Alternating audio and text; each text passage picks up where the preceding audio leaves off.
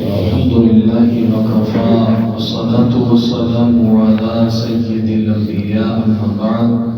فأعوذ بالله من الشيطان الرجيم بسم الله الرحمن الرحیم۔ حضرات محترم، گزشتہ مجلس میں سجدہ سہو کے حوالے سے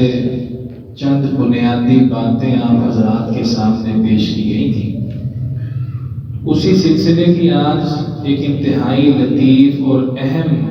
بات آپ کے سامنے میں نے شیئر کرنی ہے۔ رسول اللہ صلی اللہ علیہ وسلم جب سلام پھیر دیتے تھے،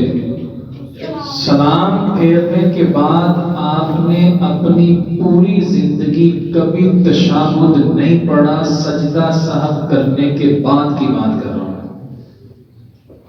بعض لوگوں کا یہ رجحان ہے جب سہو کا سجدہ کرنا ہے دائیں طرف سلام پھیر دیا جائے، بائیں طرف پھیرنے کی ضرورت نہیں، سہو کے 2 سجدے کیے جائیں، سجدے کرنے کے بعد پھر پورا تشہد پڑھا جائے اور تشہد پڑھنے کے بعد پھر سلام پھیرا جائے۔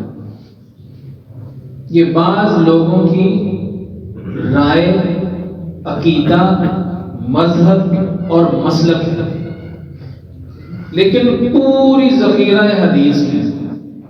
کوئی روایت بھی ایسی نہیں ملتی جس میں یہ تذکرہ ملتا ہو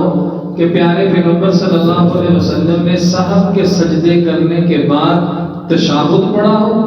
اور تشہد پڑھنے کے بعد پھر آپ نے سلام پھیرا۔ یہ طریقہ بنوٹی ہے،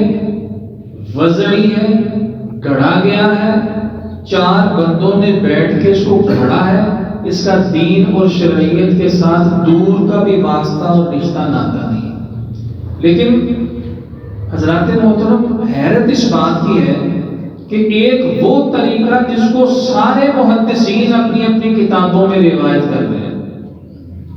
سب کا اتفاق ہے، یعنی اتفاقی مسئلہ ہے، ان حدیثوں کو تو ایک سائیڈ پہ رکھ دیا جائے اور جس چیز کا وجود کتاب و سنت میں کسی جگہ بھی نہیں، اس کو اپنا مذہب، اس کو اپنا عقیدہ، اس کو اپنا محور بنا کے لوگوں کے سامنے یہ بات بابر کروائی جائے کہ جو ہم اپنا رہے ہیں یہ کتاب و سنت کے بالکل عین ہے، بالکل ثابت ہے۔ تو یہ محض دین کے ساتھ ایک بہت بڑی سازش ہے، کتاب و سنت کو ڈی گریڈ کرنے اور ڈی ویلیو کرنے کی بہت بڑی سازش ہے۔ اور جو لوگ کتاب و سنت کے خلاف سازشیں کرتے ہیں نا، یاد رکھیے گا حضرات محترم، وہ دین کا کچھ بگاڑ نہیں سکتے، دین کو وہ لوگ نقصان نہیں پہنچا سکتے۔ اللہ سے دعا ہے اللہ ہمیں حق بات کو سمجھنے کی اور اس پر عمل کرنے کی اللہ سب کو توفیق عطا فرمائے۔ سبحان ربک رب العزت عما یصفون وسلام علی المرسلین۔